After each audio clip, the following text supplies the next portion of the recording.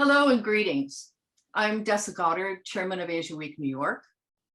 Welcome to the latest in our series of webinars featuring distinguished panelists in multiple fields of Asian art brought together to present, discuss, and provide perspectives on exciting selected topics in the rich and diverse fields that captivate us all. Asia Week New York is the collaboration of top-tier international galleries and major auction houses and numerous renowned museums and cultural institutions, originally founded to promote a week-long celebration every March filled with gallery open houses, Asian art auctions, as well as numerous museum exhibitions, lectures, and special events. We've now evolved into a year-round platform showcasing our members in webinars such as this one, as well as a newsletter and blog highlighting the activities of museums and lectures on important topics in the field. Today's webinar, Ahead of the Curve, Collecting Contemporary Asian Art, features internationally known experts and specialists in multiple fields, whose rich biographies can be found on the Asia Week New York website. Due to the multiple speakers, the presentation and following Q&A period will most probably extend over an hour, and we hope you will plan to stay with us. It's presented in partnership with Joan B Mirviss Limited. Since April of 2020, Joan has moderated 18 panels on a variety of Asian art topics. These may be found on her gallery's website.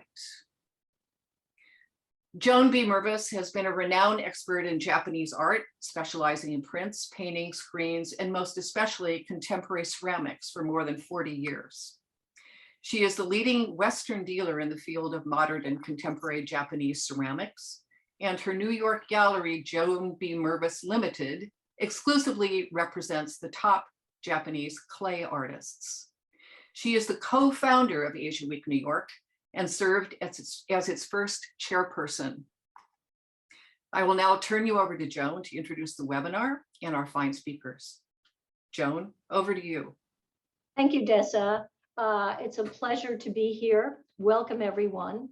It's an honor and actually a privilege to be your moderator this evening with such an illustrious panel of speakers and presenters. We have groundbreaking Asian art experts and enthusiastic collectors galore from whom you will hear. And from our Asia Week New York registration list, our programming seems to continue to attract viewers from around the world and from coast to coast in the United States, with over 20 states represented.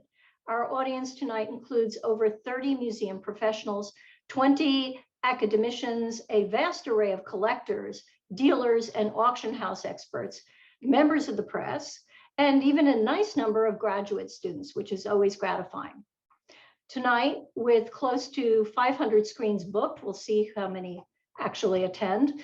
You can see that contemporary Asian art already has a diverse following, especially in this country. So this panel is sort of my idea and how to present it. And for me, the purpose of this panel is to explore a constellation of reasons, both artistic and financial and even social, behind the recent explosion of Western interest in contemporary Asian art. Key factors that will be examined are the enthusiastic and generous support of very dedicated collectors, the pivotal role of Western art galleries, the support of American museums, and most critically, the simultaneous emergence of terrific art by senior masters, as well as the rising talents of younger artists. Tonight, our panel consists of 4 pairs representing 4 different avenues for up-and-coming collecting. It's admittedly an ambitious undertaking given the vicissitudes of the Zoom world, but we're keeping our fingers crossed that all our screens will stay audible and visible. I will offer questions to our gallerists and auction house expert who have each selected an especially passionate and articulate collecting client with whom to present. With this panel titled Ahead of the Curve, I hope to start an enticing conversation about the future of contemporary Asian art and its exciting avenues for collection building for especially creative, bold, and savvy collectors. Starting with Chinese ink painting, joining us from Seattle, we have Craig Yi from the Ink Studio and his collectors, John and Denise Knight from New York. In the area of South Asian art, we have Manjari Sihare Sutton from Sotheby's and collector Bharti Malkani. For Japanese bamboo art, we have Margot Thomas of Thai Gallery in New Mexico and the collecting couple Diane and Arthur Abbey of New York. And finally, for Asian photography, we have gallerist Miyako Yoshinaga and Anne Havenga, Chair of Photography at the Museum of Fine Arts, Boston. So to begin, I want to actually preface everyone's comments with the world of contemporary clay, about which I happen to know something, and how this market is developed to perhaps give you an idea or even a strategy or game plan on how these other fields might evolve in the development of a market in the United States or in the West in general. First of all, maybe it's obvious to all of you, but it took me a while to figure out. In order to build a market, this requires a team. First and most importantly, a creative, masterful, diversified body of artists.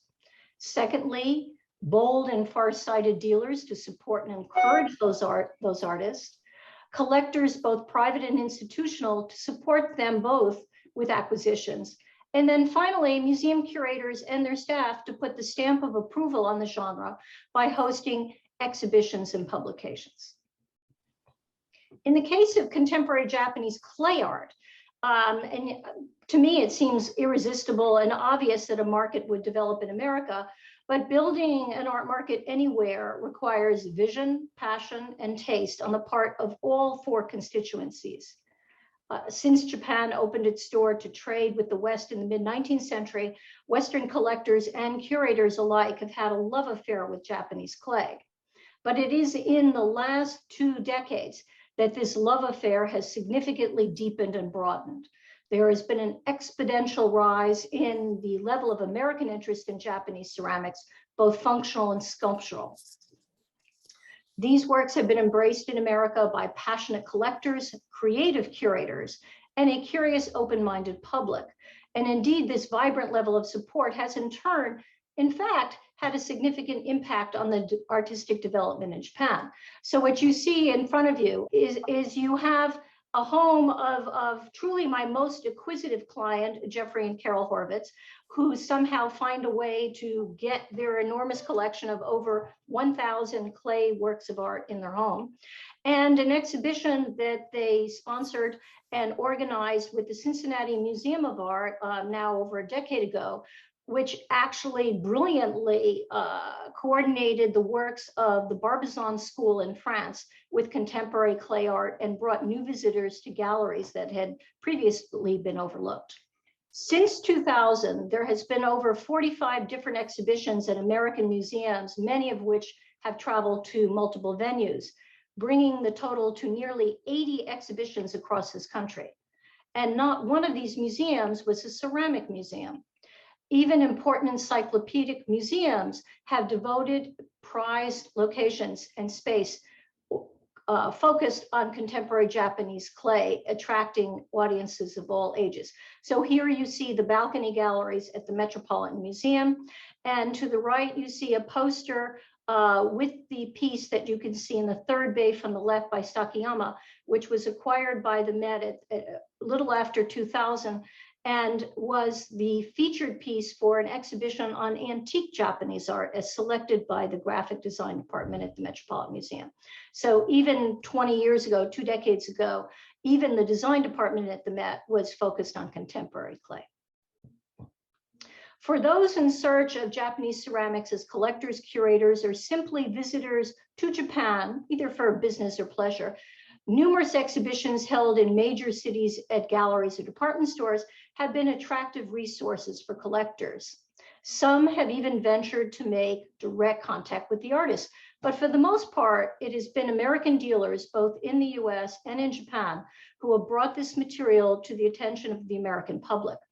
The vast majority of material now in American exhibitions and permanent collections has been acquired through the hands of strong and creative Western galleries, gallery shows, art fairs, via website offerings, and dealers' private connections in Japan.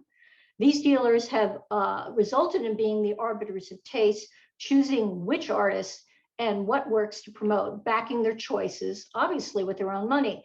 And here you see two recent exhibitions, one in Minneapolis and the other in San Antonio, using material from American collectors as well as museums and integrating it within their permanent galleries with the addition of what might be typically called fine art. Furthermore, American museums have worked with collectors and dealers to create special focused exhibitions and installations using both borrowed and acquired works that juxtapose works from other arts and cultures and periods. Thought-provoking and visually challenging, these exhibitions have appealed to a large and growing public. And here you see works by Kondo Takahiro called his reduction of body casts of himself done in porcelain with the metallic glaze, one in Minneapolis and the other in Seattle. And in the Seattle case, I don't have a picture to show you, it graces the entranceway to the museum. And in Minneapolis's case, it's been integrated with other antique works of Buddhist sculpture. And my final comment that I'd like to make is sometimes things come full circle. So having done this, pursued this field for multiple decades, at last I was asked by Japan to try and explain to the Japanese domestic marketplace just why the West thinks that contemporary Japanese clay is fine art and try and teach them what they don't understand about their own art form. And this was a book I published just before COVID hit and was printed by a division of Tsutaya, the #1 art publisher in Japan. And hopefully it will make the impact we intended. So I would like to turn our attention to our illustrious panel, having hopefully set the tone here. And my first question will be to Craig, who is the co-founding director of Ink Studio, a Beijing and New York-based gallery, an experimental art space devoted to researching, documenting, and exhibiting ink as a medium, language, and discourse for the creation of contemporary art. So Craig, my first question is to you. Many people in our audience may already know that ink painting has a long and very celebrated tradition in China and one that continues today. But from the context of this rich cultural heritage, how do contemporary ink artists stand out to you as a dealer, whether from each other or from the past? And how can we begin to understand that long, perhaps even daunting tradition and its vibrant contemporary practice from our Western perspective tonight? Craig? Thank you, Joan, for that really interesting question and for that wonderful introduction. And thank you, Dessa and Asia Week for sponsoring this panel. As Joan mentioned, Ink Studio is a gallery based in New York and Beijing with 3 partners, myself, Sotheby's veteran B.C. Long, and independent scholar Britta Erickson. And today I'd like to talk about ink as a medium and as a language for the creation of contemporary art. Now we can think of ink as a medium. Carbon in the form of soot is often considered humanity's first artistic medium.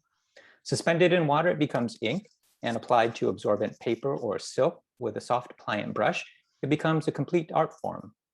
Ink, however, is more than a medium. It is, in addition, a language that is used in an unfolding discourse spanning at least 2,000 years, ever since the materials ink, paper, and brush were first perfected in the Han Dynasty.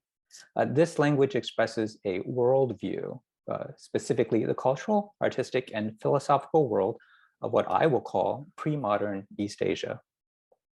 Now, what may come as a surprise, however, is that this East Asian pre-modern worldview is, I would argue, profoundly compatible with and sympathetic to the predominantly Western postmodern world we live in today. In the West, we think of the, quote, postmodern as something new and of our time. However, in East Asia, the assumptions that underlie our postmodern world are as old as culture itself.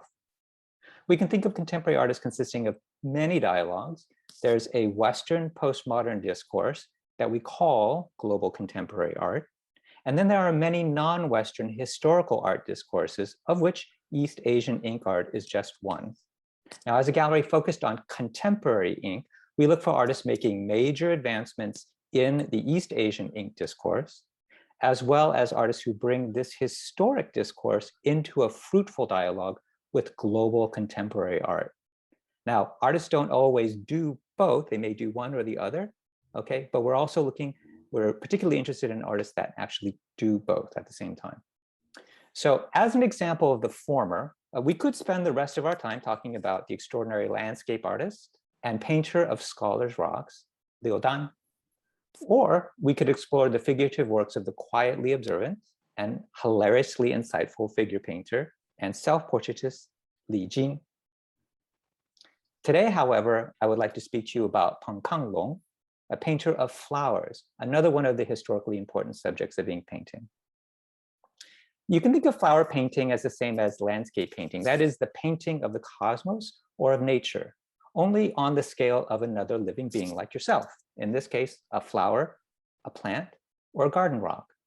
Although related philosophically, landscape and flower painting are two distinct genres with their own metaphoric languages, painting techniques, representative masters, and developmental histories. Ink artists typically specialize in one genre, landscape, flower, or figure, and very rarely overlap. Peng Kanglong is a Taoist recluse artist living and working in Taiwan, who paints in both the landscape and the flower genres, oftentimes in the very same work. Peng's texture strokes for his flowers and his landscapes are based on calligraphy. These calligraphic texture strokes are a dense and refined, virtuosic performance, brimming with energy, but at the most minute and intimate scale. Surprisingly, what changes for Peng's rendering of flowers on your right, okay, so on your right is the flower section, to landscape, which is on your left in the same screen, is not this dense, energetic brushwork, but how he uses ink, tonality, color, and form to shift from the intimate and luminous sense of light and space that you get in a garden setting to the vast sweeping distances and grand resonant spaces that we experience in a landscape. Now, another artist, Wang Dongling, China's most famous living calligrapher, has pursued transformative advancements not in painting, but in the roughly 3,000-year-old practice of calligraphy. Not just as a traditional calligrapher, but as you can see here, as a performance artist. Traditionally, calligraphy was an art of elegant letter or essay writing, practiced by educated elites for an audience of educated elites. It was an art that extolled the artist, both capturing and expressing his or her character or personality, as well as his or her momentary state of inspiration. In this sense, you can view East Asian ink art as one of the most exclusive art forms ever conceived. It is literally art by the 1% for the 1%. In the spirit of our time, however, Wang Dongling takes this art form into the public square as a public performance, and in so doing, makes this formerly exclusive and elite art form universally accessible. And as a contemporary artist working on a global stage, Wang Dongling's performances are not just for Chinese audiences, but as well for international audiences. This particular performance took place at our very own Brooklyn Museum in 2015. And as it turns out, Wang Dongling's performances are not just for adult audiences, but for the very young as well. The power of performance is something we humans easily relate to. All cultures have performing arts, music, dance, theater. The earliest arts were in fact most likely performed rituals. Wang Dongling acknowledges this when he accompanies his calligraphy performances, as you see here, with dancers, and more recently in his latest project with opera director Peter Sellers, with vocalists. Performance captures the state of mind and spirit of the artist. We, the audience, experience this when we watch the artist perform. This we can only experience live. That is, in the same time and space as the performance, in the physical presence of the performer. When we say ink is not just a medium, but a language, in Wang Dongling's case, this language is more than visual art language. It is also performance language as well as textual language, because in the end, this is still writing. In the global contemporary art world, this trifecta of visuality, performativity, and textuality is absolutely unique to Wang Dongling. So with that, Joan, I just wanted to hand this back to you. And this is just a brief introduction to the kinds of artists we work with in our program. Brief but compelling for sure, Craig. Thank you for bringing us on this guided tour. And boy, am I sorry I missed this performance at the Brooklyn Museum in my own backyard, and I missed it. It was fantastic. Thank you. My next question will go to Denise and John Knight, who collect contemporary ink art and Chinese ceramics. The Knights have spent truly half of their adult lives in Asia and the Middle East, and the remainder, thankful for us, here in New York, where they currently reside. So my question to them is, could you, Denise and John, tell us how you became collectors of contemporary ink painting? Did you begin by collecting a particular medium or of non-Asian artists? And how was your existing collection enriched by its expansion into Japanese contemporary ink painting? John and Denise? Thank you, John. Thank you. Actually, our beginning is with Chinese ceramics, and it goes back to 1998 with a wonderful dealer who helped us put together a collection of celadon that ranges from the early phases of celadon to northern song. This is just one of my favorite pieces. It's a Northern Dynasty vase. And then when we moved to New York, we started thinking about how to present this with contemporary art. And our bridge into Chinese ink art was Bryce Marden, whose work you see here. And Marden is a New York-born artist, but with a deep engagement in parts of his work with Chinese calligraphy, Chinese ceramics, both the colors and the shapes, Chinese rock gardens, and Chinese landscapes. And we thought this particular pairing would bring out something in both the ceramics and in Marden's own work. This particular work is from his Suzhou series. And we see it juxtaposed to that Northern Dynasty vase that we enjoy. But for us, Marden was a bridge to Wang Dongling. And as it happens, the two artists are friends and are in areas somewhat sympathetic in their own work. What we're seeing here is actually a poem. It's fallen petals have danced the dance of wind. And for me, as a non-specialist, it's sort of the outer limits of poetry and calligraphy, and approaching abstraction, but not quite there. And here you get a closer look at this, and he calls this his chaos script. And here we have it paired with Bryce Marden, and I thought it would be interesting to see Wang's work, which is sort of liberated by Western modernism, you could argue, and Marden's work, which is influenced by both calligraphy and the shapes he sees in ceramics and rock gardens.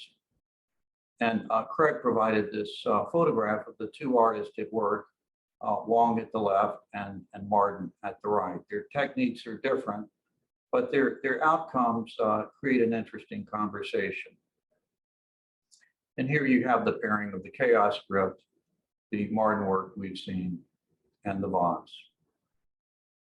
Okay, here's the change. We're with Joan Mitchell, early Joan Mitchell in Paris, not an artist, by the way, influenced in any important way by Asian art, but this is a sunflower. So we're talking about flower art, which takes us to our next slide.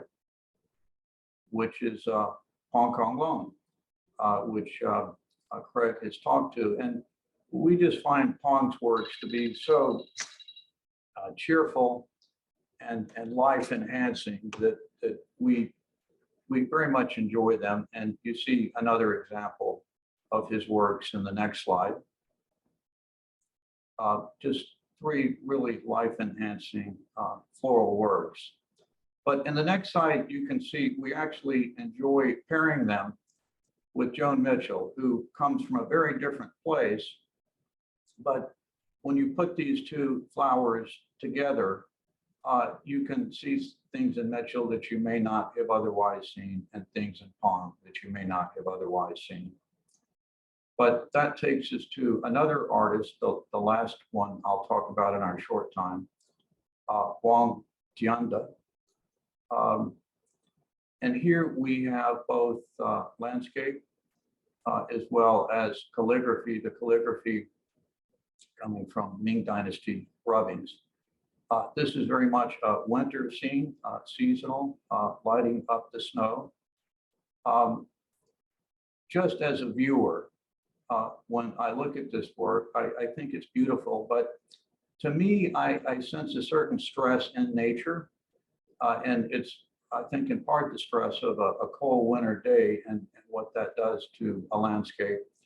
But at least to me, potentially, the environmental stress that civilization now imposes on nature. I may be projecting that into this work, but as Craig has pointed out to me, Wang's own work makes use of certain burnings of paper and cuttings, and it actually creates a sense of stress in the paper that at least to me creates a certain tension that I find interesting and unique. And this is the last image of that nice work. So in sum, we did not start off with Chinese painting, contemporary painting. It's where we're landed. We're happy we landed here. And I think we really enjoyed, Joan, pairing contemporary Chinese ink works with both much older Chinese ceramics, as well as the works of Western artists, some of whom are influenced by Asian art and others of whom are not. Thank you, John and Denise. I actually am going to demand a visit to your home. I absolutely want to see these conversations that take place between the objects on your shelves and what's on the walls. Very intriguing. I love mixing things up and making those intellectual and visual conversations work. And I hope we have so many museum professionals who are watching tonight. Some of them will be inspired what you as collectors have been able to make those connections that actually would intrigue audiences in future exhibitions. So thank you for that. It's wonderful. We are going to leave the world of China and head over to South Asia. And my first question in that regard goes to Manjari Sihe Ray Sutton, who heads the sales for modern and contemporary South Asian art at Sotheby's for America. He joined the house in 2015 and brings a breadth and depth of knowledge to her role, acquired over 18 years of experience in the field. So we're delighted to have Manjari with us tonight. And my question to her is, you are tonight's representative from the auction house. And given that auctions are by their very nature a secondary market, how do you curate your sales to promote the careers of South Asian artists? I'm actually very interested to hear this. Is there a different approach when it comes to living artists versus historical figures? And how do you mobilize deserved attention around the lesser known younger artists? Manjari? Thank you so much, Joan. It's a pleasure to be here. The secondary market for modern and contemporary South Asian art is 26 years old. It was in 1995 that Sotheby's became the first international auction house to hold a dedicated sale in this category. So this category basically deals with art from the subcontinent, 20th century onwards, and from India, Pakistan, Bangladesh, Sri Lanka, and Tibet. Our continued success in this category is in part due to a policy of introducing 5 to 10 new artists each year that have either never been at auction before or are new to Sotheby's. Auction houses are often, most auction sales in this category focus on a small group of well-established 30 to 40 artists. So we have worked over a period of time to expand that roster, not only to include new names, but to rethink accepted ideas of who have made contributions to South Asian art. So like we see in the first slide is are all women artists who we have featured in the recent. Amrita Shergill, who was the first Indian modern woman artist. Nasreen Mohammadi, who had a retrospective at the Met Broyer when it first opened up, and a modernist Indian sculptor, Pilu Puchkanwala. When you ask me how we mobilize attention towards lesser known artists, there are different ways. One is, of course, to present them within an art historical context, a movement, a style, a genre. When we get a major work of an artist who we think is important, we go out and try to seek works of other artists who were their contemporaries or part of the moment to explain to our audiences and our clients about what that artist's contribution within the larger context of Indian art and that movement was. We also consistently offer those artists over a period of time to familiarize and educate our clients. This is Mohan Samant. He was based in New York. He's a very important Indian modernist, along with the progressive group of artists. Over a period of time, we have dedicatedly featured him in all our sales, and that has helped to familiarize our clients. It started in 2010. We sold a work for $12,500. We offered it in 2013, in 2016. Next slide. And very recently in 2020, we created a world record for this artist of $162,000. His works are in the collection at the Met. Tate has recently opened a whole room which is dedicated to this artist. We also use a lot of marketing tools like catalog covers to highlight their works. As you saw in the first slide, we had Nasreen. Usually it's been the progressive group of artists. People know N.F. Hussain, they know F.N. Souza, they know Syed Haidar Raza, Vasudeo Gaitonde. But we've made this concentrated effort to have women artists featured, and we use these marketing tools. An important question that you asked me, Joan, in terms of approaches to living artists versus historical figures. Now that's very, very strategic, especially in the case of living artists. We have to be very careful. We are all professionals in the field. I've had 18 years in the business. I come from the museum world. I've always worked with artists. So in a public auction, when a work of a living artist does not sell, it can affect his or her primary market. So we have to act responsibly, not add works in an auction to bump up our number of lots or the sale value for our management, but actually think strategically to see if we actually have a buyer and then go for it. We also look at alternate approaches. We'll go to the last slide, is to look at not just the auction format, but things like the selling exhibition. And one of the things that we have done is to organize selling exhibitions of contemporary artists. So it's not an auction. It's not that timed format. We did this exhibition in 2020 of contemporary art from South Asia and Middle East around the theme of geometry. It had Anish Kapoor, Bangladeshi British artist, Rana Begum. It had Middle Eastern artists like Munir Shahrudi, Farman Farmanian, and Sehand Hessamian. And it was all around the theme of geometry, where people could just walk in like in a gallery and buy works off the wall. So that sort of mitigates the risk involved with featuring living artists in an auction or in a timed sale. I understand that dilemma myself, and have often counseled artists themselves when they've been solicited by auctions outside in Europe to put works into their sale, that it's extremely dangerous. You have to know what you're doing, and you certainly don't want something to what we call buy-in, and you want for it to get a successful price in order not to undermine their market. And it's reassuring to hear that when I think of auction houses being secondary market, that they are considering the artist's future career, not just the present and the bottom line. Yes. So that's very reassuring. It's important to be sort of part of that ecosystem that we are all part of. And, you know, sometimes we can't help it and works do come up at auction. In those cases, we give a heads up to their primary dealers and to them that this is coming up. So it's not like out of the blue.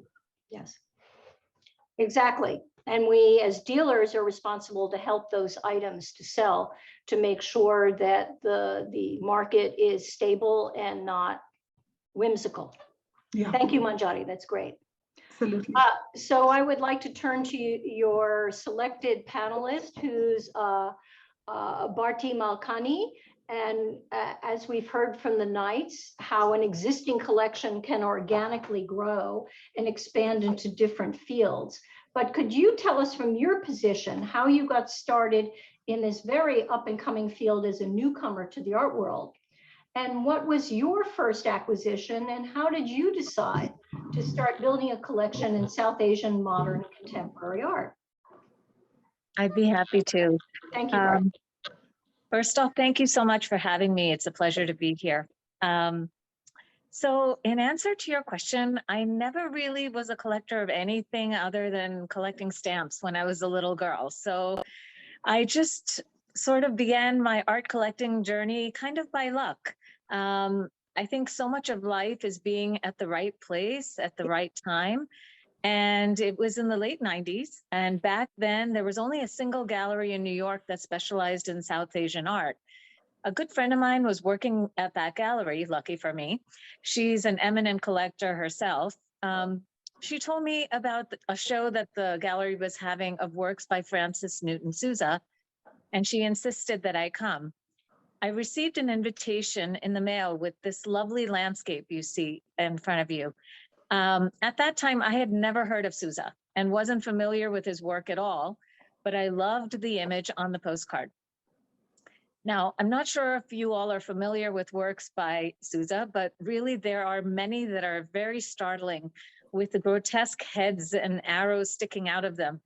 I knew I couldn't have any of those on my wall, so I bought the postcard instead. From there, I slowly started to attend more gallery shows and picked up paintings on occasion. On trips back to India, I would visit art galleries as well and picked up some works there. The market was still very nascent, but there were dedicated South Asian sales at the auction houses. Manjari just mentioned that the first sale was in 1995. It wasn't too far after that I started attending those sales, initially just to educate myself. I still remember coming home from some of those sales, by the way, wondering if buying the Sousa had been a bit a mistake because they couldn't give his paintings away. So many of them were going unsold at the auctions back then. But the very first painting, the very first sale in which I decided to actually bid was totally nerve-wracking. But I managed to pick up 3 works, including this gorgeous painting you see here. It's an Akbar Padam Se Metascape from 1978. And then a couple of other favorites from my collection are this M.F. Hussain horse and an early work by Prabhakar Barwe called Radiation of the Moon. So eventually, as an art collector, if you buy enough paintings, you run out of wall space. So then you have to consider other categories. So through a Sotheby's sale, I managed to pick up this gorgeous bronze by Pradosh Dasgupta. Now, again, I didn't know much about the artist at all until I saw the sculpture in the sale catalog and just loved it. So I really think that the work that's being done by Manjari and others to educate collectors and provide exposure to these lesser known artists is critical to strengthening and expanding the market for South Asian art. Not all of my purchases have been great ones, and there have definitely been missteps along the way, for sure, but that's all been part of the learning curve, and that's just how you hone your skills as a collector. I've been collecting now for almost 25 years, and I think just that if I, go with my instinct and buy the things that I love, there won't be too many regrets down the road. I devote a lot of time to monitoring all the auctions and attending gallery shows and exhibitions, and staying on top of all of that helps to keep me informed. I gravitated towards Indian art because it resonates with me culturally, and because I feel a connection to the stories of the art and the artists from the subcontinent. What I love about the South Asian art category is that it's small enough part of the art market where I feel I can really get in deep. I can learn a lot and make intelligent acquisitions. I find the larger art landscape to be kind of daunting, but collecting in this niche area is really manageable for me, and I just love it. So that's my story. Thank you, Bharti. Clearly you have the bug. You are addicted. And I love the story of how you developed your eye, clearly over time.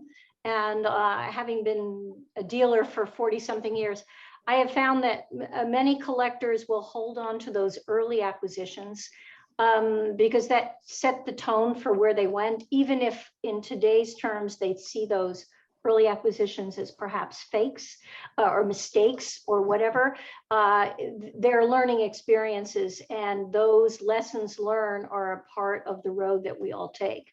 And you've convinced me some of this art is absolutely riveting and very seductive. So I look forward to seeing how your collection develops. Thank you.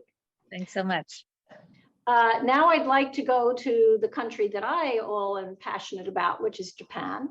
But instead of talking about clay, we're going to talk about bamboo art.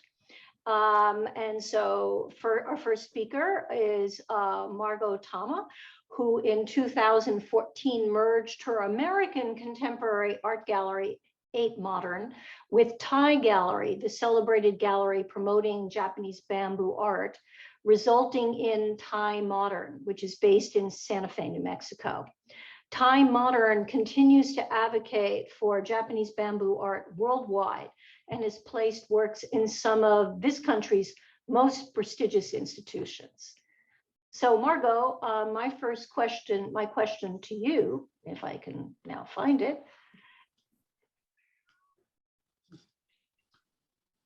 is do you feel that Japanese bamboo art is underappreciated and undervalued?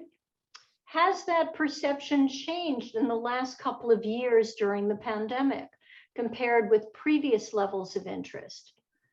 Who have you seen more recently coming to you as new collectors of bamboo art? Because as a clay dealer, it's been very hard to find new collectors in our virtual world. So I'm very curious to hear what you have to say.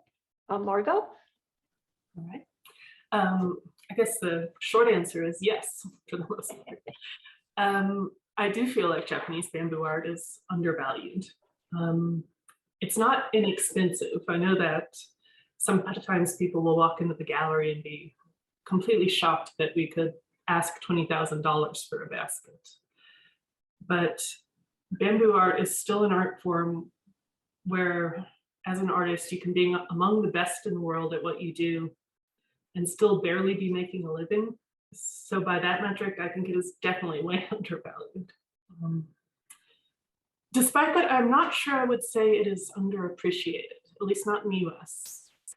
People who know about this art form often have a great deal of appreciation for it, but I would say it is underknown. A sizable majority of the people who walk through our doors for the first time are unfamiliar with this, with the work and the artists we show. If they recognize Japanese bamboo art, it's usually because sometime over the last 15 years, they've seen one of 3 museum shows, either the Abbey's show at the Met, the New Bamboo show at Japan Society in 2008, or Modern Twist, which was a traveling show drawn from the Clark collection. As to your second question, it's hard to say whether levels of interest have increased or decreased, because the last 2 years have been really weird. It's hard to find a baseline to compare to. Sales were down, particularly in 2019, but not as badly as I expected, considering that so many of the ways in which we bring our art to people were gone. Asia Week was canceled, art fairs were gone. Sometimes we weren't even open to the public. And it, not only a matter of being able to show work to people, for about half the year, it was very difficult to get new work from our artists because the Japan Post stopped shipping internationally. However, I do believe that certain channels of reaching people have opened up or expanded. And I don't think we can take credit for that ourselves. I think partly maybe people's level of comfort with digital communication was forced to increase. But for our part, we started creating virtual exhibitions for the first time. And these were mainly group shows drawn from inventory. And we were very pleasantly surprised to find that our clients were willing to buy works from a digital catalog or an online exhibition. Other dealers have told me that they've sold works via Instagram or Facebook. We keep trying, but that hasn't happened for us. So if anyone knows the secret, please tell me. The number of email responses we get when we send out an e-blast has also increased. As you mentioned before, a lot of the interest we get is from pre-existing collectors. But I think there's been a slight uptick in the number of people who are willing to reach out in response to a digital communique. On a non-digital note, I have noticed over the past 8 months that we are seeing more people coming into the gallery completely unaware of Japanese bamboo art, who are willing to make a substantial purchase right off the bat, a serious piece. In the past, generally, collectors have kind of worked their way up. But only time will tell if these new buyers become collectors. Thank you, Margot. My experience is very similar to yours, although you're in Santa Fe and I'm in New York. But we've had definitely an uptick in gallery visitors who come and say, oh, this is their first gallery experience they've had in 2 years. And they felt safe coming there. I'm sure they feel the same way about your beautiful gallery in Santa Fe. And in my case, they're all experienced collectors. It's great that you're finding a new audience for your gorgeous art. And that's exciting. And hopefully when you come back to New York in March for Asia Week 2022, which we are hoping and praying with all crossed fingers and toes comes to pass, that you will again find new audience here in New York. Thank you, Margot. I would like to now turn to our friends, Diane and Arthur Abbey, who have been acquiring Japanese bamboo baskets, or I would say bamboo art, for over 25 years. Their outstanding collection has been promised as a gift to the Metropolitan Museum of Art and includes works ranging from relatively unknown artists to living national treasures. And I've had the privilege of seeing their collection installed not only at the Met, but also in Tokyo, where it looked fantastic. And I'm going to just add to this. The Abbeys are not just merely supporters of the field by their collection, but also supporters of the field by endowing a chaired position at the Metropolitan Museum of Art. And that is critical to the maintaining of the field of Japanese decorative arts. So may I say once again, thank you for that. And my question to the Abbeys, of which I have so many questions, but we've designated one question for you guys. Tell us about your experiences of seeing your collection installed in museums in Japan. I only saw one venue. Hopefully you were there for all of them. And the encounters that you had in witnessing and the installation and the exhibition and the course of planning and actually visiting these venues throughout Japan. I don't know, speaking Diane or Arthur or both of you, I'm anxious to hear what you have to say. Well, it will be both of us at some point in time, but I'd like to say this to just start. Thank you, first of all, for inviting us for this wonderful panel. And being able to express how much we love our collection and bamboo art and everything that's happened to us in regards to being able to show it all over the world, really and truly. About 25 years ago on a business trip to Santa Fe, we went to a local gallery, Thai gallery at the time. And we went there because we were going to see textiles, actually. And in the process there, we saw Japanese bamboo baskets. And truthfully, it was very much love at first sight.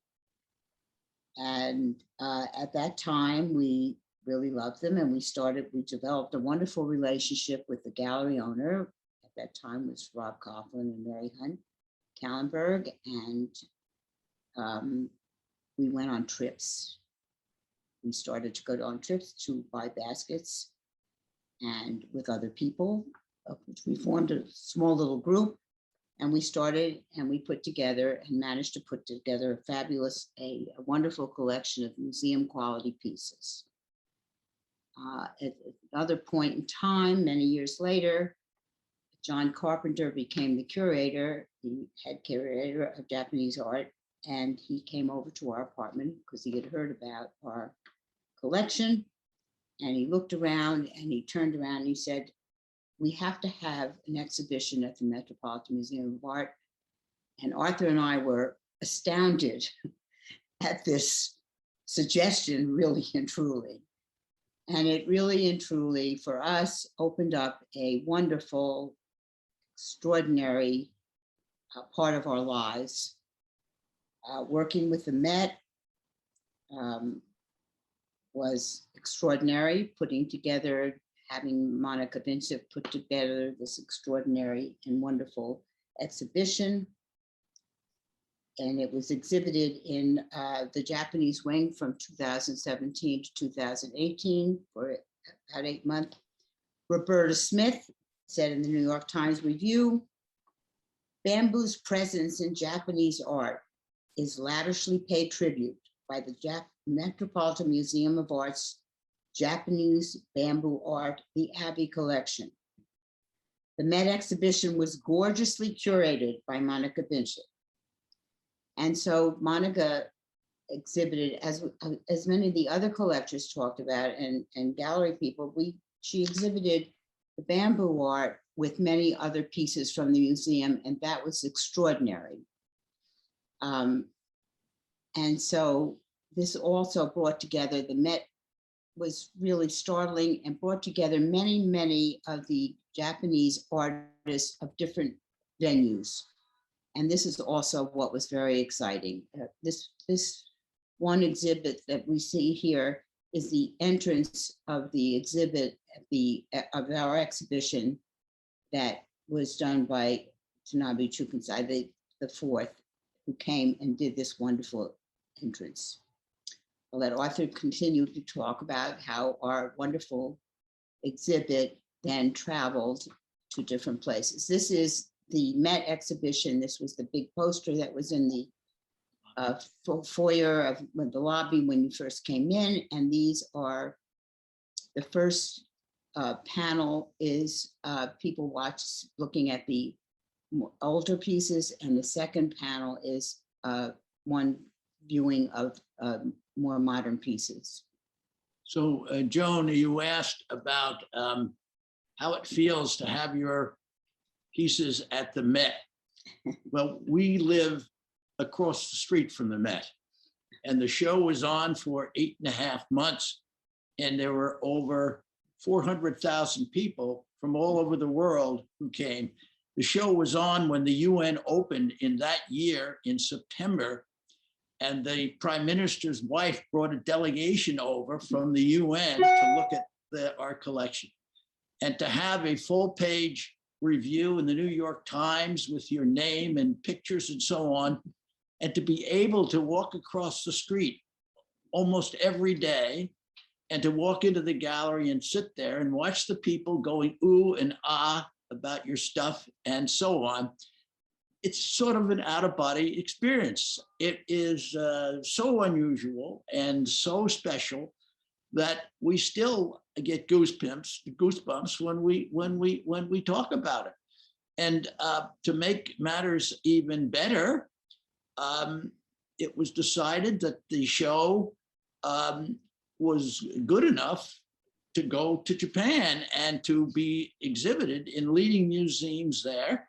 And that was very, very exciting. And what Monica did that was so special was not only did she show the bamboo, of course, but she mixed and matched the bamboo with pieces from all the other museums. That would be the first place was in Owita at the Owita Prefectural Museum.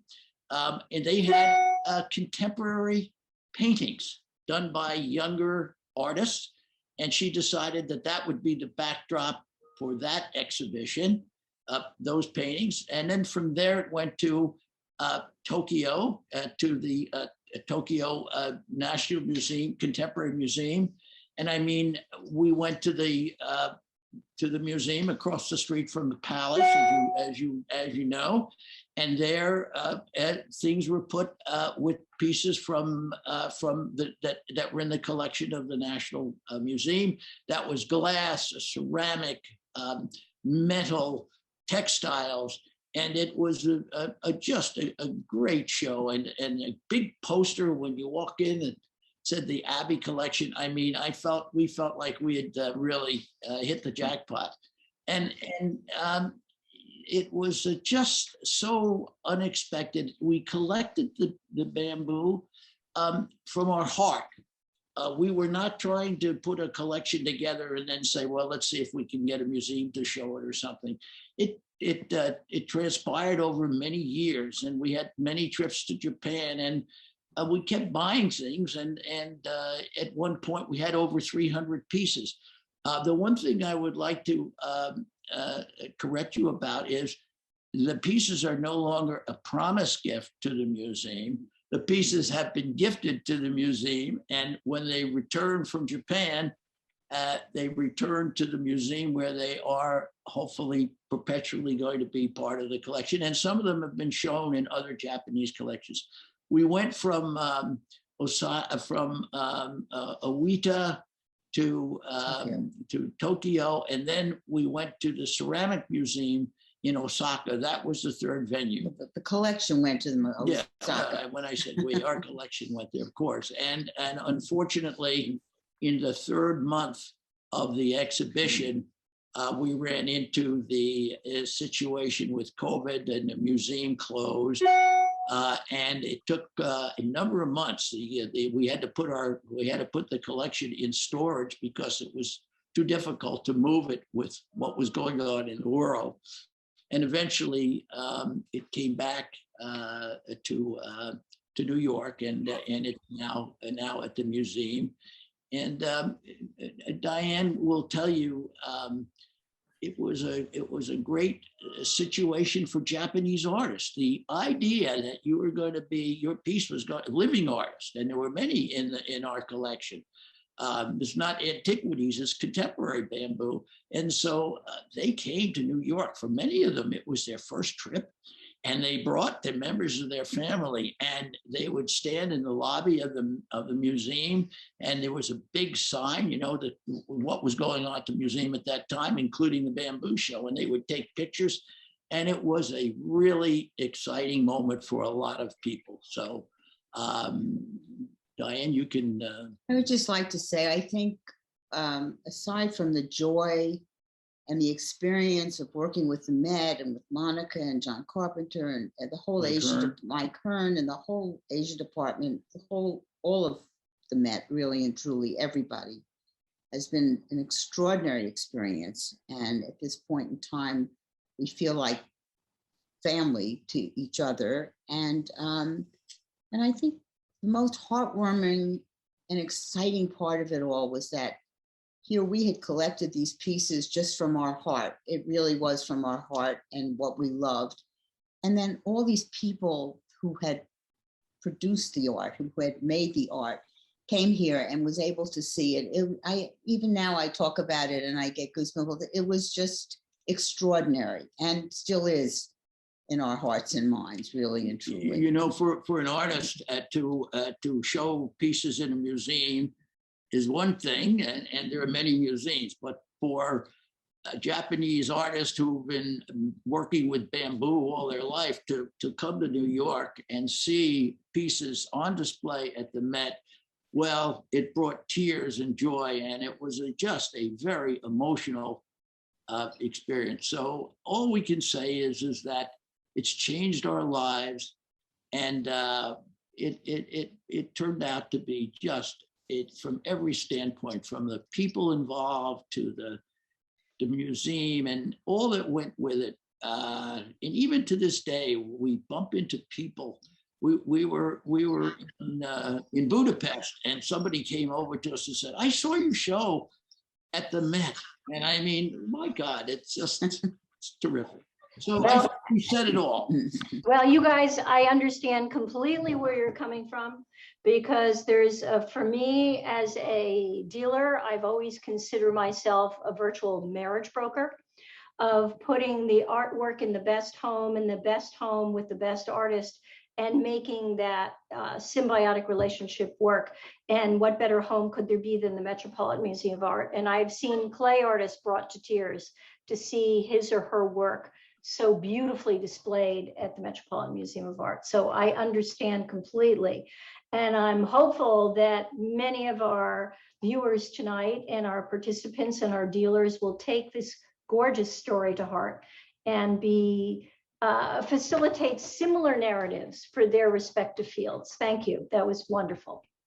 So now I am turning to a Pan-Asian topic, to Miyako Yoshinaga, who I know forever. Yes, right, Miyako? I was at her wonderful, beautiful wedding, and a few decades ago. And Miyako has transcended her earlier roots. I met her through Amy Poster at the Brooklyn Museum many decades ago. She founded her gallery in 1999 in New York, which is now called Miyako Yoshinaga Gallery, and it's flourished as the premier showcase promoting international artists in the field of photography, with a focus on innovation and cross-boundary processes. So Miyako, my question to you, since your field of interest, Asian photography, spans so many countries and so many decades, how do you pick your artists for exhibition and representation? And since Asian photography is relatively a new and growing field for institutional collecting, how do you work with curators and museums in order to establish an artist's position in the marketplace? Sure. First, thank you for your questions and for inviting me to this fascinating panel discussion. So when I promote my artist, I research and conceptualize a museum quality exhibition. As a dealer, I've been featuring Asian photographers, and by grouping them, I strive to raise awareness of the field. However, I am not just interested in packaging and labeling their work as Asian photography, and rather, I want to position their work in the context of global contemporary art. I'd like to start with my current exhibition of Hai Zhang, a US citizen born in China in 1976. He went back to his homeland frequently between 2013 and 2017 to document its drastic changes. For example, a crowd looking into a Zaha Hadid building in Beijing and the riverfront under the smoggy sky of Wuhan. But as he travels expanded to small towns, his focus shifted to people and landscapes left behind by the changes such as these images. In the end, Zhang selected 1,700 images from his trips to create his personal archive, and making this accessible to our visitors, we began to receive special interest and supports from various experts and public alike. The Flying Frying Pan series by Japanese artist Hitoshi Fugo features extreme close-up of a frying pan surface under natural light, which are nothing like to each other. His attempts to liberate himself from a particular place, time, and object remind us of Zen practice. Our 2015 exhibition of the series was covered by the New York Times, and my client purchased several works for 4 different museums in the US, with a condition that the recipient also purchase an additional piece. So this gave us an important opportunity to achieve the series being represented by each of 4 museum collections as a group of 4. In 2014, a friend of mine invited me to meet Korean master photographer Joan Mirviss at his studio in Korea. And after my visit, I immediately felt compelled to do a show with his work from the 1960s to the 1990s. Originally from North Korea, Yang Ju caused a sensation with his photograph of mixed-race orphans outcast by society, such as this image. He also documented urban transformation and the traditional architecture in Korea under the threat of demolition. And one of his emblematic landscapes of Korean mountains, such as this work, was acquired by the Nelson Atkins Museum of Art after their curators saw our exhibition. I hope other institutions will recognize this 81-year-old artist as one of the most important Korean photographers working today. Gender is also a hot topic in Asian photography. Miki Kohara, now in her mid-50s, only recently received the prestigious Japanese Photography Award. We mounted 2 critical exhibitions of her work in 2017 and 2019. Her street snapshots often focus on women, and Hara is a keen observer of a society in which women are still repressed. And still life is also her favorite subject, and this work was acquired by the National Center for Visual Arts in France through Paris Photo, the world's largest photography fair. My last artist is the Pratt-educated young Japanese photographer, Yojiro Imasaka, who uses analog techniques and approach akin to early photography. And inspired by nature as a rich repository of spirituality, he captures virgin forest in black and white and often tones his large print through a chemical process, such as the image on the right. And since 2017, I've been exhibiting his work at the Paris Photo. And this year, I met the publisher who proposed a monograph of Imasaka for global distribution. And if this is realized, it will be a career-changing opportunity for this young artist. So I'm very excited about this. So over to Joan. Thank you, and I hope my presentation answered your questions. Oh, it answered my questions and opened other doors to further questions. Oh, okay. But I have to say, I've always been a fan of Imasaka, as you know, and acquired a piece for my own collection, which I was really excited when I was at the Minneapolis Institute of Art to see that they had acquired an impression of that same photography. Right. So I felt very vindicated, and obviously I'm a fan of Miyako's gallery. Thank you. So I want to turn our attention to our one curator speaking this evening, who's Anne Havinga, who is the Estrelita and Yusuf Karsh Chair of Photography at the Museum of Fine Arts, Boston. Since joining the museum in 1989, she has led the photography section since 2001 and is now the newly formed department's first chair. So we're very excited to have you with us, Anne. It's great, and we need a different perspective from you. So my question for you is, through your background, is obviously in the full history and range of photography. The narrow range, if you will, of Asian photography is still rather new, as we've just heard from Miyako, for collectors and for institutions. How did the MFA Boston begin to build their collection in this area? And what are some of the characteristics of how this collection has been formed? Can you highlight some of the key moments in the shaping of the Asian photography collection at the museum? And what are some of the areas that you would like to see the museum pursue and acquire in the future, going into the future? So Anne, please. Thank you very much. And I'm so pleased to be with you all tonight and grateful to be invited. I hope you can see my picture now because I don't see myself. I am a general photography curator who works with the entire history of the medium. In my department, I work with two wonderful curatorial colleagues. And while we are all interested in the entire history of our medium, we have also divided up our field.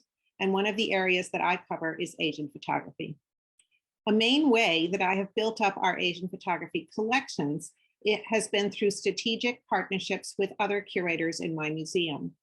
The beauty of an encyclopedic institution like the MFA is that the curators can collaborate closely on projects and learn from our varying perspectives.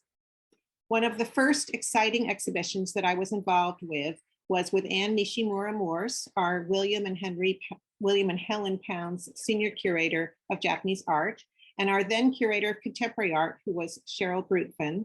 We organized in the mid-2000s a show of the photographs of Sugimoto Hiroshi from the collection of Sylvan Barnett and William Berto, professors of English literature and collectors of Japanese art.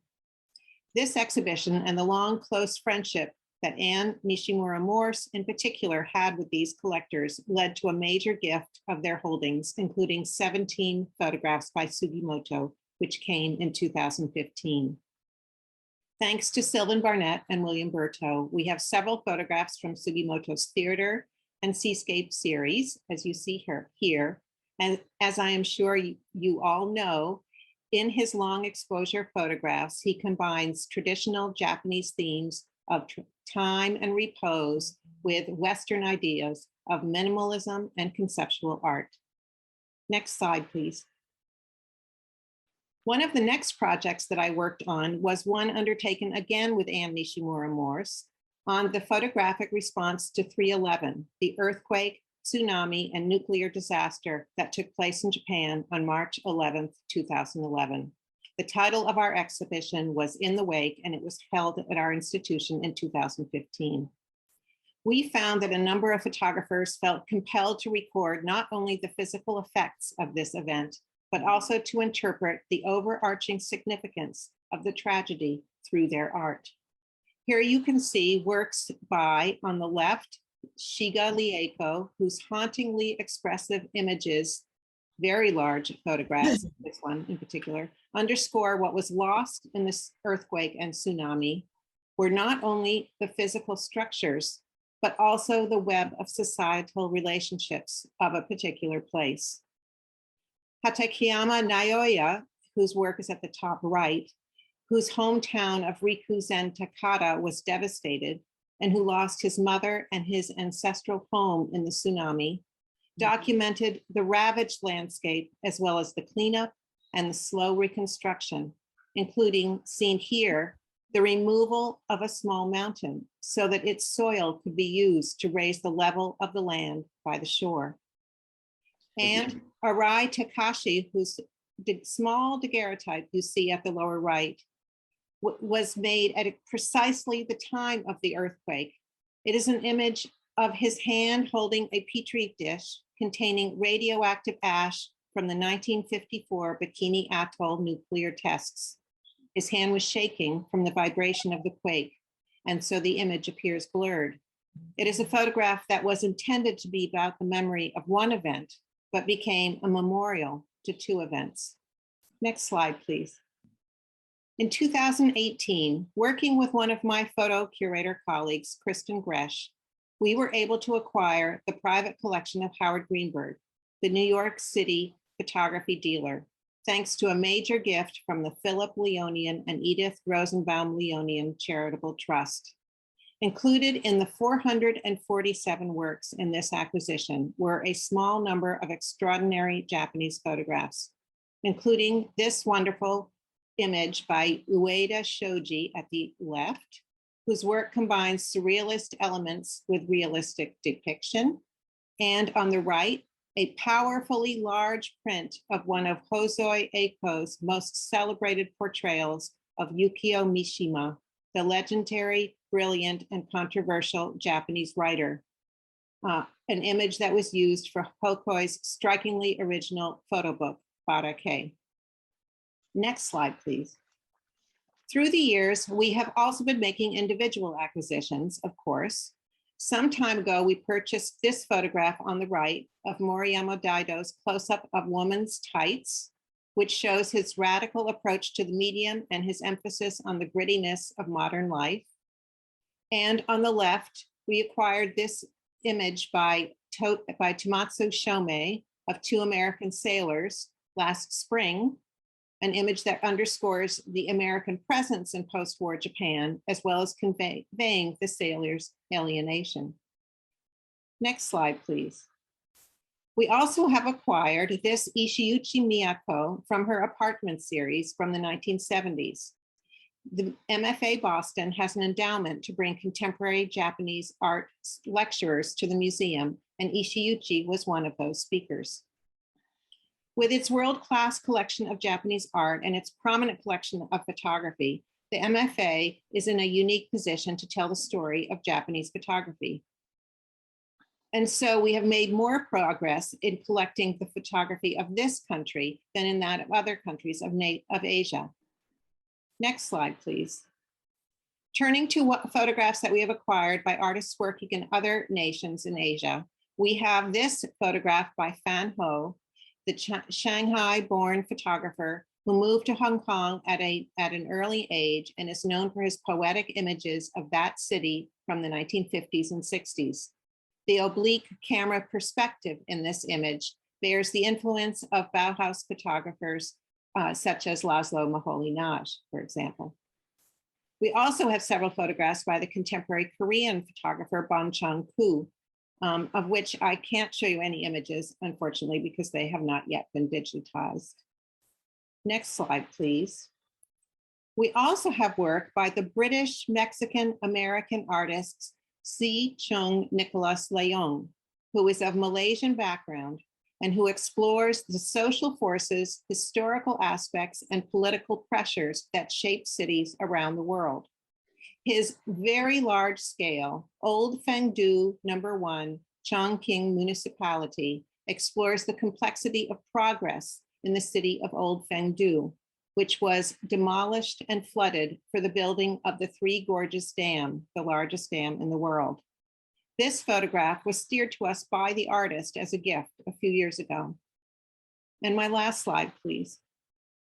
And I would so love to acquire additional work by this photographer, one perhaps like this one, which was not taken in Asia. It was taken in Rome. A few years ago, Se-chung Nicholas Leong was a resident at the American Academy in Rome, and he was still there when the pandemic broke out. He made a series of photographs of the empty streets of the city. Here, the Pantheon, with just a couple of people and a few vehicles on the street. In recent decades, this location has been flooded with tourists, and here it is made quiet. Se-chung Nicholas Leong's contemplative images make one think about the passage of time and change on the appearance of a city. One of the great pleasures of working at the MFA is the tremendous collegiality among the staff.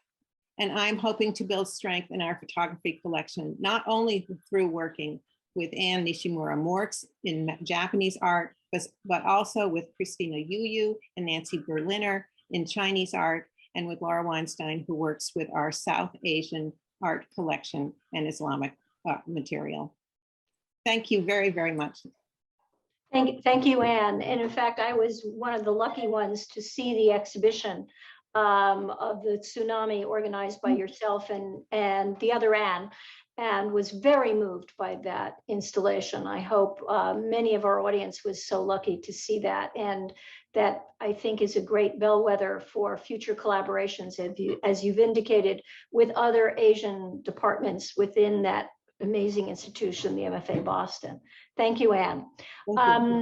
It's been an amazing journey tonight. I think we've heard a lot. I think we all maybe are going to alter our focus ourselves from our narrow visions of Asian art to perhaps jump ship and investigate other areas. We have a little bit of time, or we don't, but we will anyway, to answer a few questions that have come in. And my first question actually is for Barty. Someone was asking that in your discussion, you mentioned you had made some missteps. And this audience member, and repeated by someone else, wants to know what constitutes a misstep, and how would you warn us from making the same mistake? Yeah, so actually I saw that come in, and I'm glad I had a little bit of time to think about it. Basically, I realized that during my collecting journey, that as I've been building out my collection, there have been oftentimes I've been wanting to buy a particular artist that's not in my collection. And, because it's not like I have one artist and I have multiple works of that artist. I generally buy one piece by various artists to build my collection. And what I found is that sometimes I am impatient. And so I will end up settling for a mediocre work by an artist that I'm looking to add to my collection, rather than playing the long game and being patient and waiting for that quality. And so those are, some of the missteps that I would urge people to try to avoid, just to exercise some restraint and some patience. It's hard as collectors, we get excited, but as I've sort of learned, there will always be another opportunity. So that's my answer to that question. It's often the axiom, the fish that got away versus the fish that got caught. And sometimes so many of my clients have said their biggest regret is about something that got away. It's rarely something they bought, that they wish they had been stronger, or bid one more time, or been in the right place at the right time. So thank you for that. That's great.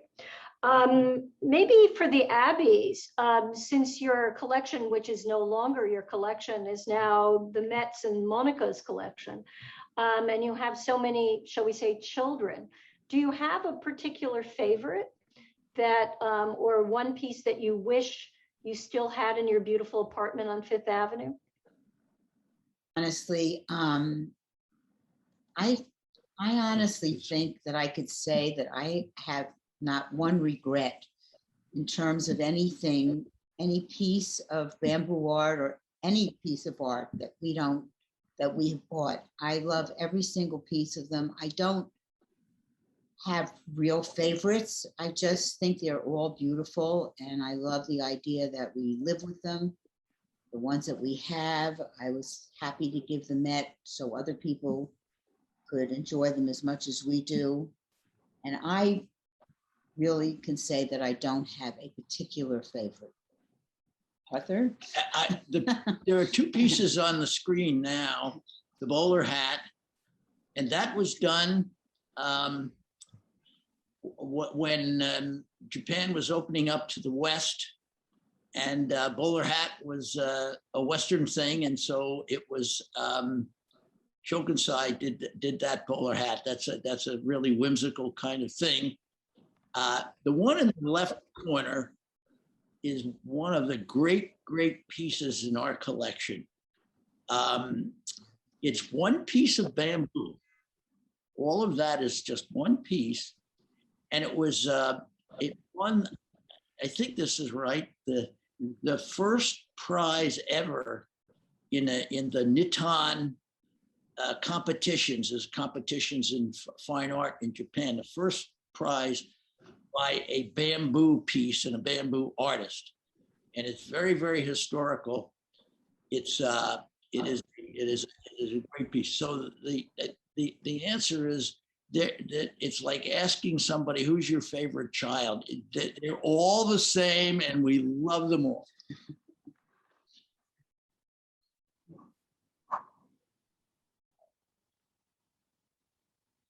What happened? Thank you, Arthur and Diane. They are all our children, and I feel the same way as I broker my way through all these multiple marriages. But it's great that such an historically important piece is now in the right home, where it will be appreciated, published, and researched, and hopefully loaned out for future exhibitions and be accessible to scholars. So that's wonderful. Maybe I would like to turn to our dealer contingent here. After all, Asia Week is an association of dealers and auction houses. To ask my colleagues, how do you recommend a collector get started? How do you recommend a client start a relationship with the dealer who is going to guide them through this process of building a collection? So maybe I'll start with Craig, if he has some thoughts on that. Great question. You know, one of the things, I come from a background of actually studying classical art. And so, you know, part of the attraction of working in contemporary art for me was, you know, I was spending an enormous amount of time trying to get people into the mindset of a 17th century Chinese literatus. And it was great fun, but it was an incredible challenge. And what I found fascinating about contemporary artists is they were oftentimes coming from the exact same world. In a sense, they knew the history, they knew the art, they knew the aesthetics, they knew all of that. And yet they were moderns or they were contemporaries themselves. And so they were doing the translation for a global audience already. And yet their artwork was very much in dialogue with the same world that I was experiencing looking at classical art.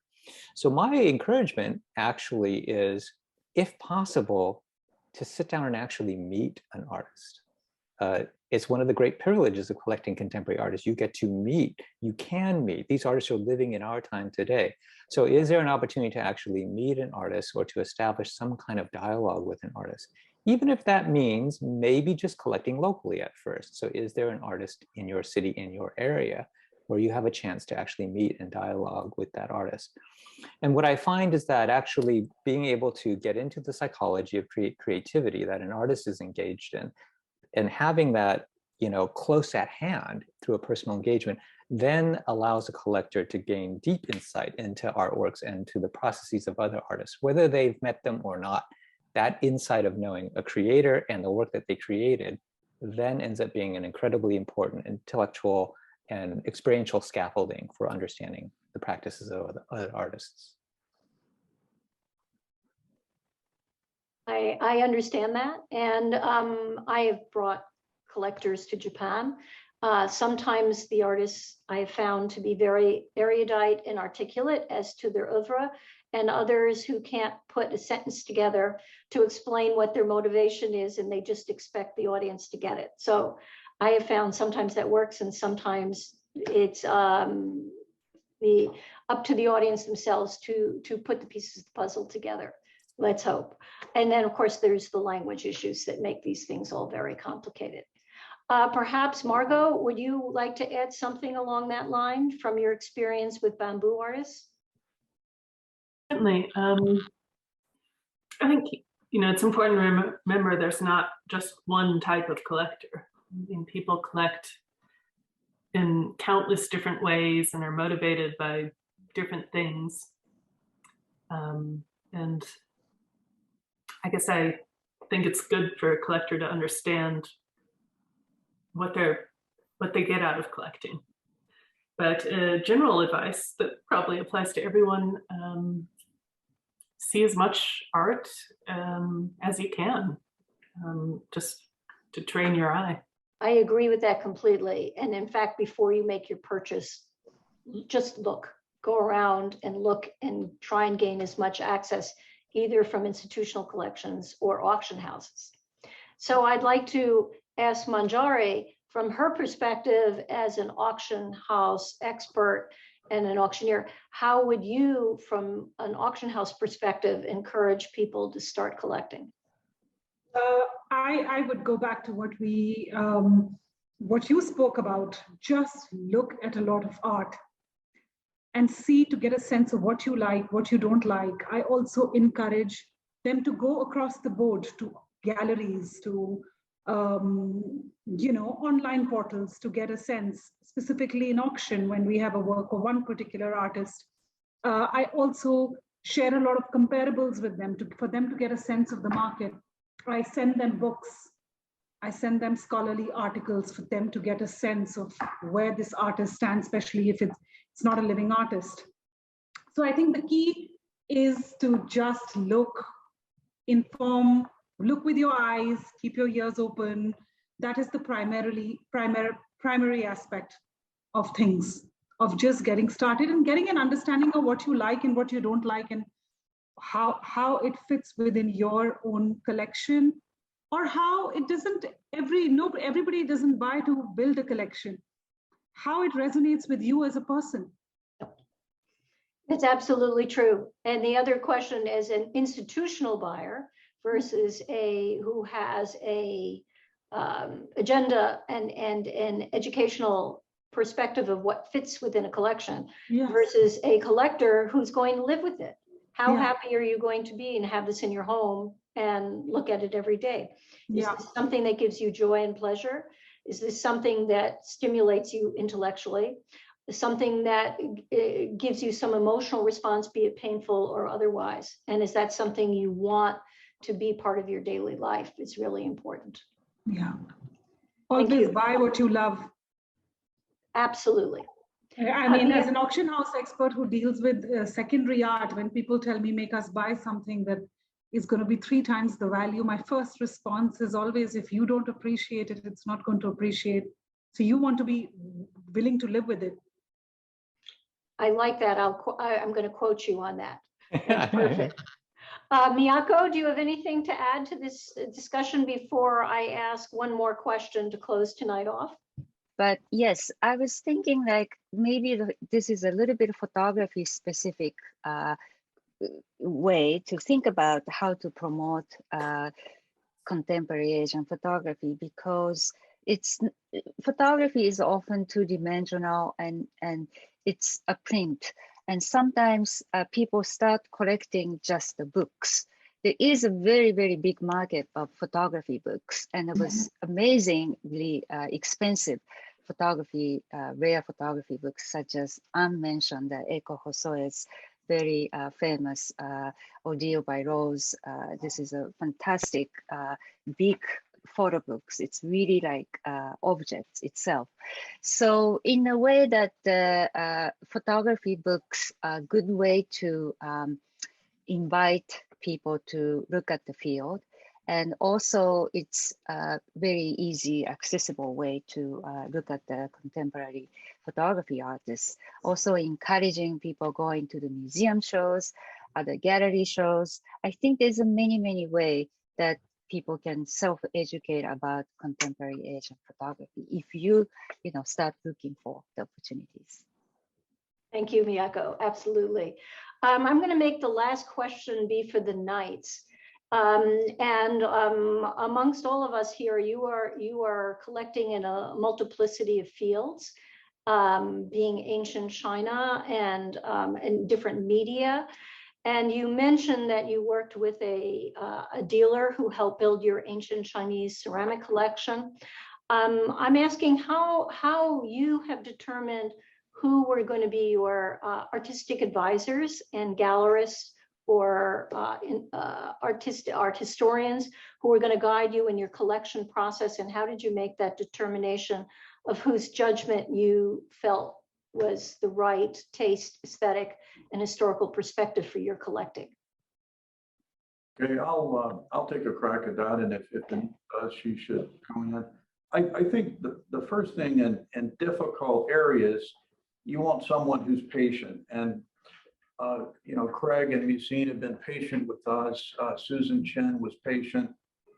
They recognized we were on a journey, but at the same time, they really loved what they did, and it did come from their heart. And I think that combination of helping us on our journey and sharing a passion is what worked for me. Denise, do you have anything you wanted to add? Yes, to add to that point, I think also, I'm thinking also of comments made by the Abbeys and Barty and Margot and others. You look at everything as much as you can. You go to all the armory shows, the auction houses, the galleries, you educate yourself.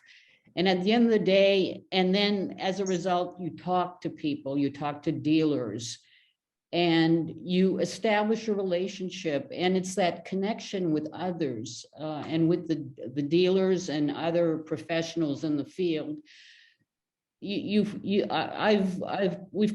become friends with so many lovely people who are passionate about what they do, are very good at what they do, and who have kind of taken us in and are, as John said, are very patient and make that extra effort to educate us. And now with whatever we collect, our dealer friends will stay in touch with us, and if they find something they think we would like, they let us know. And we've loved that connection with others of people who are so interesting as well as so passionate about the art they carry.